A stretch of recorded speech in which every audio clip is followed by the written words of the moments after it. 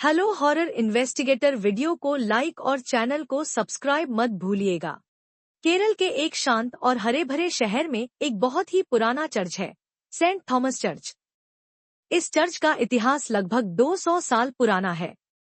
इसे 1800 के दशक में ब्रिटिश मिशनरियों द्वारा बनवाया गया था।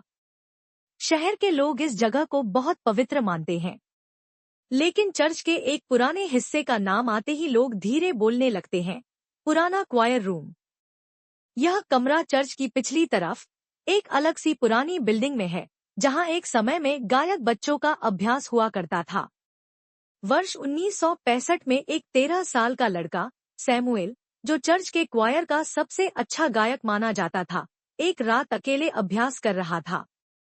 अगली सुबह उसकी लाश उसी कमरे में मिली। उसके शरीर पर कोई चोट नहीं थी, लेकिन उसका चेहरा डर से जड़ हो चुका था। आंखें खुली थी, जैसे उसने कुछ बेहद भयानक देखा हो। उस दिन के बाद से लोगों का कहना है कि रात को उस कमरे से गाने की धीमी धीमी आवाज आती है। जब कोई जाकर देखता है तो कमरा पूरी तरह खाली मिलता है। कई लोगों ने दावा किया है कि उन्होंने एक बच्चे की आवाज में लैटिन प्रार्थनाएं और दर्द भरे गीत सुने हैं।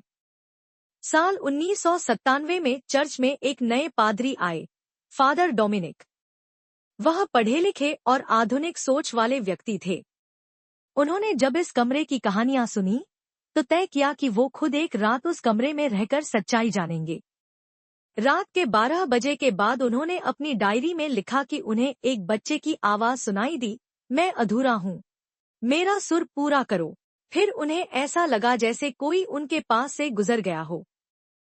सुबह फादर डोमिनिक को चर्च के केयरटेकर ने बेहोश हालत में उसी कमरे में पाया।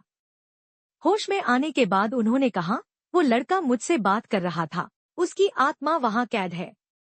उसने मुझसे कहा कि वो अपना अंतिम गीत पूरा नहीं कर सका। इसके कुछ ही दिन बाद उन्होंने चर्च छोड़ दिया और फिर कभी नहीं लौटे।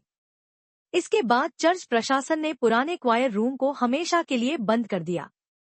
कमरे के दरवाजे पर ताला डाल दिया गया और किसी को वहां जाने की अनुमति नहीं दी गई। लेकिन हर साल 12 जुलाई की रात, जिस दिन सैमुएल की मौत हुई थी, लोग कहते हैं कि उस कमरे से फिर वही दर्द भरी धुन सुनाई देती है।